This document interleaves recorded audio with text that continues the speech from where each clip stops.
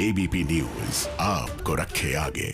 सत्ता में आने से पहले नेता वादों के सब्ज बाग दिखाते हैं, पर कुर्सी मिलने के बाद वही नेता सवालों पर भी भड़क जाते हैं। बिहार की राजधानी पटना में मुख्यमंत्री आवास से महज 3 किलोमीटर की दूरी पर एक प्राइवेट एयरलाइंस के मैनेजर को गोलियों से छलनी कर दिया गया और उस घटना के 3 दिन बाद भी पुलिस के हाथ खाली हैं। पुलिस की इस नाकामी पर आज बिहार के मुख्यमंत्री से सवाल क्या पूछा गया, वो गुस्से से लाल हो गए, पत्रकारों पर ही भड़कने लगे। तो क्या नीतीश को अपने सुशासन पर कोई सवाल पसंद नहीं? और अगर ऐसा है तो फिर बिहार की बिगड़ती कानून व्यवस्था के लिए जिम्मेदार कौन है?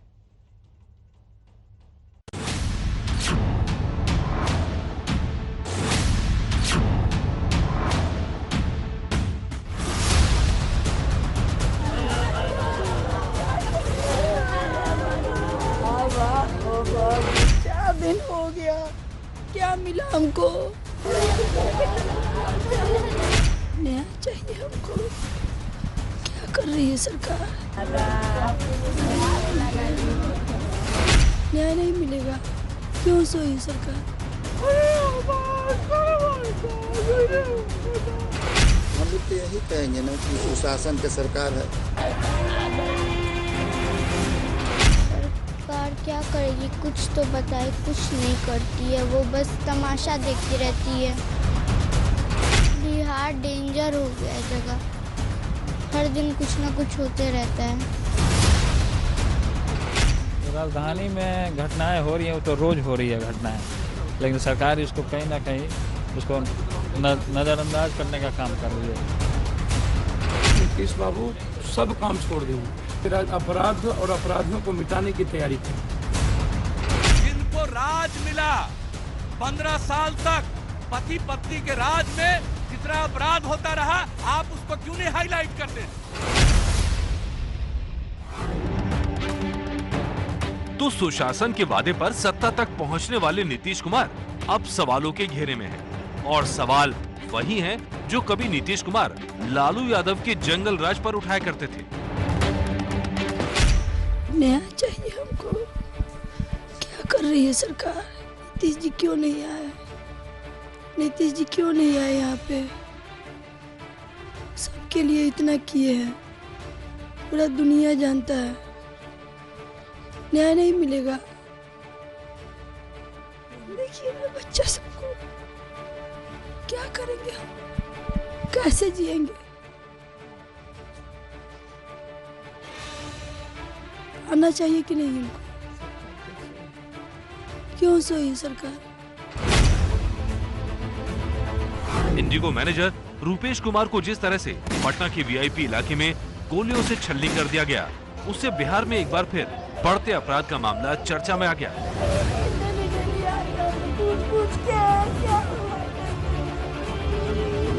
रूपेश सिंह की हत्या के 72 घंटे बाद भी बिहार पुलिस को न हत्यारों का कोई सुराग है, न हत्या की वजह का कोई अंदाजा। बेलगाम अपराधियों की गोलियों ने जिन मासूमों के सिर से पिता का साया छीन लिया, वो अब गोलियों का बदला गोलियों से चाहते हैं। मैं कहूँगी 3 दिन हो गए, अभी तक पापा का हत्यारा नहीं मिला। अगर वो मिलेगा तो सबसे पहले मेरी मम्मा गोली मारेगी, क्योंकि उन हत्यारों ने मेरी मम्मा को बहुत दुख पहुंचाया है। हम कह रहे वो लोग जल्दी से पकड़ा जाए जो पापा को गोली मारे। सबसे पहले मेरी मम्मा गोली मारेगी। मेरी मम्मा को बहुत दुख पहुंचा है उन लोगों की वजह से। हम देखिए सर, एक ही बात बोलेंगे। मातम में डूबे परिवार के जख्मों पर मरहम लगाने के लिए बिहार के पूर्व डिप्टी सीएम सुशील मोदी उनके घर पहुंचे, तो आंसुओं का सैलाब फिर उमड़ आया। हम देखिए सर, एक ही बात बोलेंगे।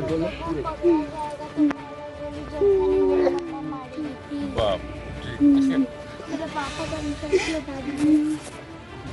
मैं रोटी करना नहीं पा रही क्योंकि मेरी मम्मा को अंदर से डर लगेगा। इंसाफ का इंतजार कर रहे रूपेश के परिवार का हर सदस्य अब एक ही सवाल कर रहा है, क्या सुशासन का वादा करने वाले नीतीश कुमार अपराधियों पर लगाम लगा पाएंगे? जब भी आए हैं हम लोग से वोट मांगने या हम लोग के देती में आए हैं तो बोले हैं कि क्राइम एवं कंज्यूमर से हम कभी समझौता नहीं करेंगे। रूपेश के परिवार के ये सवाल मुख्यमंत्री नीतीश कुमार के लिए चुभने वाले हो सकते हैं, लेकिन जवाब तो देना होगा। अगर कहीं से भी पता चले कि किसका मर्डर किसने किया, आपको अगर कहीं से कोई संदेह और कोई अब मिलता है तो बताना चाहिए ना। लेकिन नहीं, ये सवाल, आपका सवाल बिल्कुल गलत है, आपका सवाल अनुपयुक्त है। मैं कह रहा हूं और अच्छी तरह जान लीजिए कि आप इस तरह से पुलिस को डिमोरलाइज मत करिए। अपने सुशासन पर सवाल उठता देख नीतीश कुमार को गुस्सा आने लगा। हम भी मानते हैं कि नीतीश कुमार को गुस्सा आना चाहिए, लेकिन सवालों पर नहीं, अपराध और अपराधियों पर। लेकिन नीतीश कहां मानने वाले, उन्होंने बोलना शुरू किया तो 2005 तक पहुंच गए। पहले क्या होता था, हम आप ही से पूछते हैं, क्या था 2005 के पहले? क्या था? कितना हिंसा, कितना अपराध, किस तरह से होता था? आज वो स्थिति है, आज वो स्थिति है। पूरे बिहार, पूरे देश का हर साल का फिगर प्रकाशित होता है अपराध के आंकड़े का। बिहार अपराध के मामलों में 23वें नंबर पर है। जरा जा करके दूसरे राज्यों में भी चले जाइए। मैं भला आपसे कोई बात कर सकता हूँ? आप इतने महान व्यक्ति हैं और आप किसके समर्थक हैं? मैं आपको डायरेक्ट पूछ रहा हूँ, आप जिनको राज मिला 15 साल तक, पति पत्नी के राज में जितना अपराध होता रहा, आप उसको क्यों नहीं हाईलाइट करते हैं? आप करिए। फिलहाल तो वक्त इस परिवार के आंसुओं का हिसाब करने का है, लेकिन नीतीश कुमार को लगता है कि 2021 में भी 2005 की ही बात होनी चाहिए, तो हम वो भी करेंगे। लेकिन उससे पहले इन तस्वीरों पर गौर कर लीजिए। ये बिहार के अलग अलग शहरों में पिछले कुछ दिनों में हुई अपराध की घटनाएं हैं। हाजीपुर में बेटी की शादी के लिए पंजाब से लौटे शख्स का बीच रास्ते में ही अपहरण कर लिया गया और फिर हत्या कर लाश नहर में फेंक दी गई। मधुबनी में एक दिव्यांग नाबालिग लड़की के साथ दुष्कर्म हुआ। अपराधियों ने लड़की की आंख भी फोड़ दी। पुलिस ने इस मामले में 3 लोगों को हिरासत में लिया है।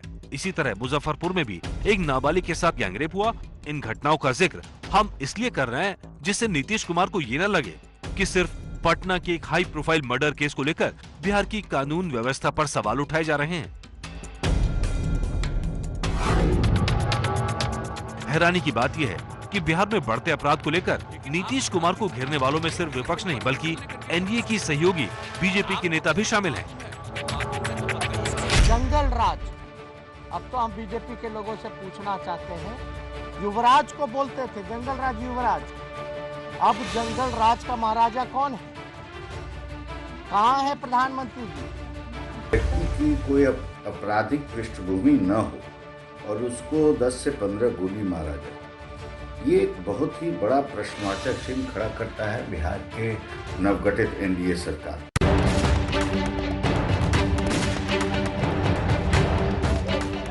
बिहार की कानून व्यवस्था का सवाल सिर्फ राजनीतिक आरोपों तक सिमट कर न रह जाए, इसलिए हम आपके सामने कुछ आंकड़े भी रखना चाहते हैं। बिहार में पिछले 10 साल में अपराध की घटनाएं कैसे बढ़ी हैं, वो देखिए। 2011 में अलग अलग तरह के अपराधों के कुल 1,47,633 मामले दर्ज हुए थे। 2013 में ये बढ़कर 1,84,961 मामले हो गए।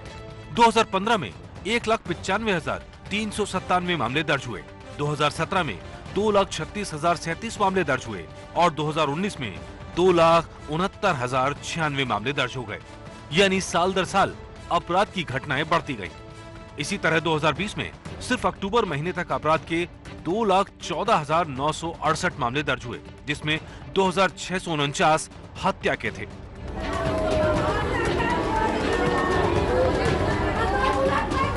सवाल सिर्फ अपराध के बढ़ते आंकड़ों का नहीं, बल्कि कानून के इंसाफ का भी है।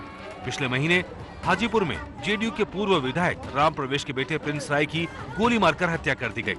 प्रिंस टायर का कारोबार करता था। 16 दिसंबर को हुई इस घटना को 1 महीना होने को आ रहा है, लेकिन पुलिस अब तक एक भी गिरफ्तारी नहीं कर पाई है। 16 तारीख को 1 महीना हो जाएगा, अभी तक प्रशासन की तरफ से कोई सुराग नहीं मिला। हम लोग प्रतिदिन थाना प्रभारी के कांटेक्ट में हैं, कह रहे हैं कि हम लोग छानबीन कर रहे हैं। आज डीएम साहब से भी जाके हम लोग मिले हैं, लेकिन अभी तक कोई सुराग हम लोग की नजर नहीं है।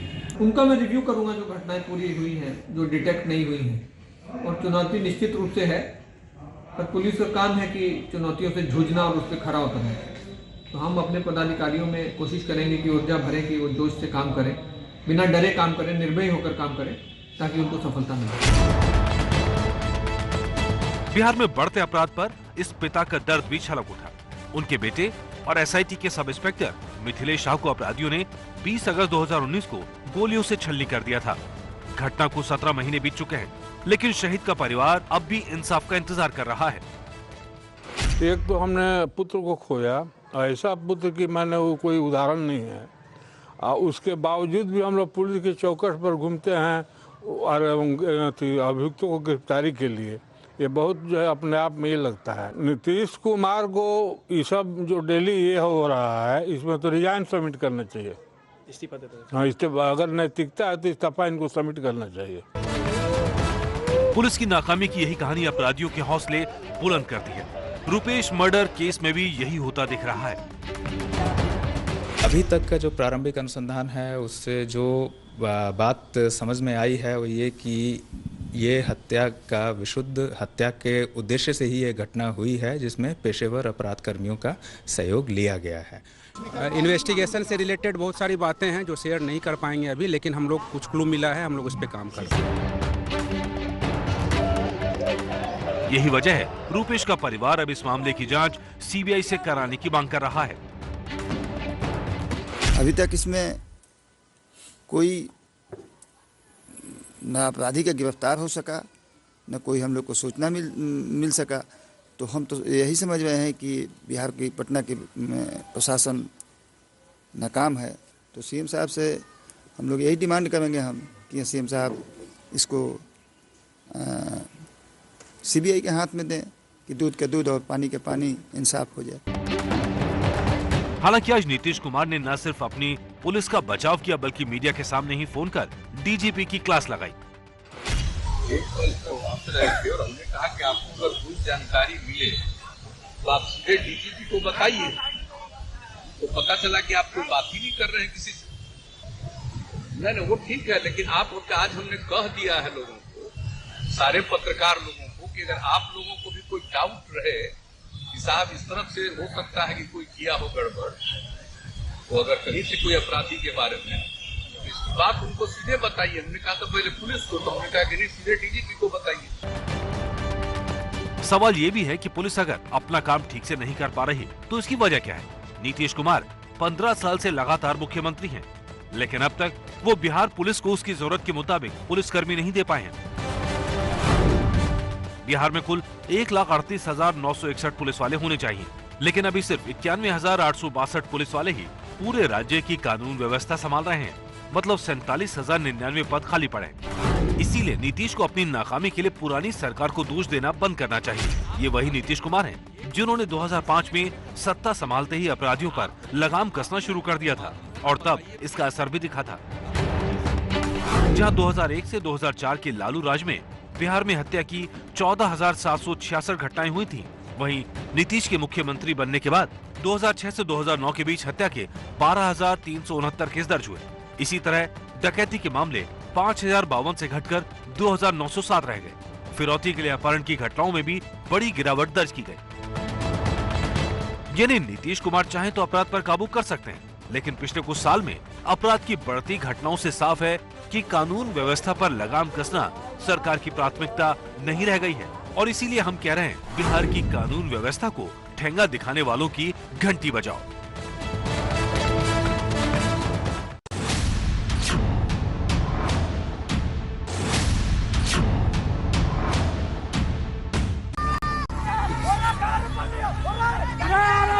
भैया सीधी भैया लगा पहला लगा पहला लगा। बदहाल सिस्टम की तस्वीर ऐसी ही होती है। कुव्यवस्था में व्यवस्था ऐसे ही चौपट होती है।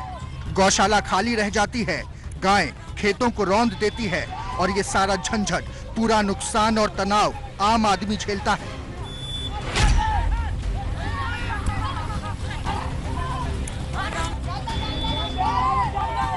बदहाल सिस्टम की ये तस्वीरें उत्तर प्रदेश के एटा की हैं।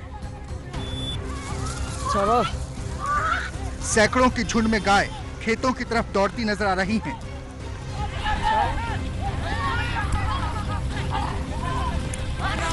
अपनी फसल को गाय के झुंड के पैरों तले रौंदे जाते देख मजबूर किसान क्या कर सकता है, सिर्फ देखता रह जाता है। खून पसीने से सींचकर खड़ी की हुई अपनी फसल की तबाही। चली गई चले पापा है ना आज भैया। मगर क्यों? क्योंकि बदहाल सिस्टम में लाखों की लागत से बनी गौशाला सिर्फ शोपीस बनकर रह जाती है। सिस्टम सरीके कमजोर दीवारें ढह जाती हैं। जल्दबाजी में बनाई गई नाद टूटकर बिखर जाती है। सिस्टम सोता है और किसान दिन रात जागकर गाय से खेतों की रखवाली करता है। किसानों को रत जगा कराने वाले सिस्टम को जगाकर सवाल कर लें तो बहाने तैयार रहते हैं। वो पहले जो ग्राम प्रधान थे उनको कई बार मौखिक रूप से कहा भी गया था गाय उसको चालू करने के लिए। तो वहाँ कुछ अराजक तत्व टाइप के लोग हैं वो वहाँ करते हैं। जो भी लोग होंगे उनके खिलाफ फिर विधिवत जो है FIR भी कराई जाएगी, कार्रवाई भी की जाएगी और गौशाला को पूरी तरह से सुचारू रूप से अच्छी तरह से ढंग से चलाया जाएगा। लेकिन बहानों के बहाने अपनी कमियों को अराजक तत्वों की करतूत बताकर खुद किनारे हो जाने से क्या किसानों के नुकसान की भरपाई हो पाएगी?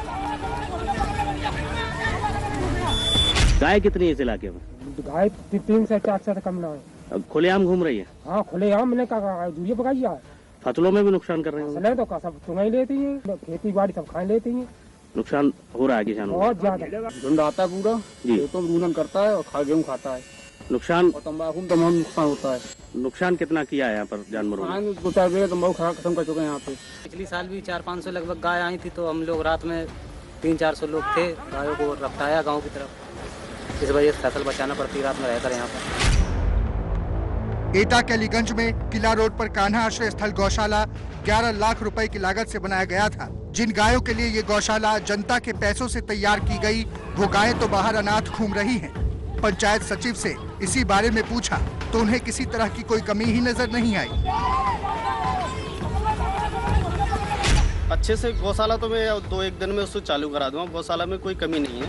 उसमें जो लोग हैं उसमें समिति गठन करूँगा। मैं सोचता हूँ पुलिस द्वारा एक वहाँ पुलिसकर्मी या कोई होमगार्ड वगैरह वहाँ तैनात कर दिए, जिससे उन लोग जो रहेंगे लोग उनको परेशानी ना आए। गौशाला क्यों बनाई जाती है? इसका जवाब बड़ा ही साधारण सा है, ताकि गायों को सही और सुरक्षित तरह से रखने की जगह मिल सके। उनकी देखभाल और रखरखाव बेहतर तरीके से हो, ताकि गायें सड़कों पर आवारा न घूमें, खुद को या दूसरों को किसी भी रूप में नुकसान न पहुंचाएं।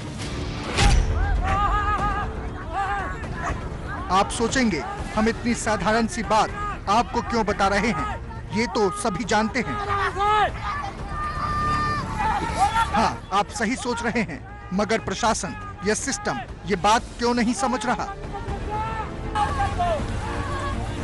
अगर समझता तो ये गायें लावारिस क्यों घूम रही हैं? किसानों की फसलें क्यों बर्बाद हो रही हैं? लाठी लेकर किसानों को गायों के पीछे ये दौड़ना क्यों पड़ रहा है? गौशाला बनने के 1 साल बाद प्रशासन अब भी क्यों टाल मटोल कर रहा है? इसमें जो लापरवाही हुई है प्रधान के द्वारा, प्रधान को व्यक्तिगत रूप से कई बार हमने भी बुला के कहा, कई बार SDM साहब जो थे उन्होंने भी कहा था, लेकिन उस पर प्रधान की लापरवाही की वजह से ये चालू नहीं हो पाई। लेकिन अब शीघ्र ही इसको हम चालू करा रहे हैं। मगर इस सवाल का जवाब हर कोई घुमा फिरा कर दे रहा है कि इस गौशाला में लगी solar light, 3 bundle pipe, submersible का केबल, बोर्ड और टीन शेड का तख्ता कहाँ गया? मुझे अंदाजा है उसमें एक सोलर लाइट थी, उसकी प्लेट उसकी चोरी कर ले गए लोग, और जो उसमें 3 बंडल पाइप के थे वो भी निकाल ले गए, और समर का जो केबल लगा था वो काट ले गए, बोर्ड भी काट ले गए। जिस गौ माता से प्रेम करने का संदेश दिया जाता है, जिस गाय को माँ का दर्जा दिया जाता है, जिस गाय की सेवा करने को सर्वश्रेष्ठ कर्म कहा जाता है, उसकी सेवा की जगह सिस्टम बहाने क्यों बनाता है? जनता के पैसों से बनाए गए गौशाला में उन गायों को ना रखकर जनता के लिए ही परेशानी क्यों खड़ी करता है?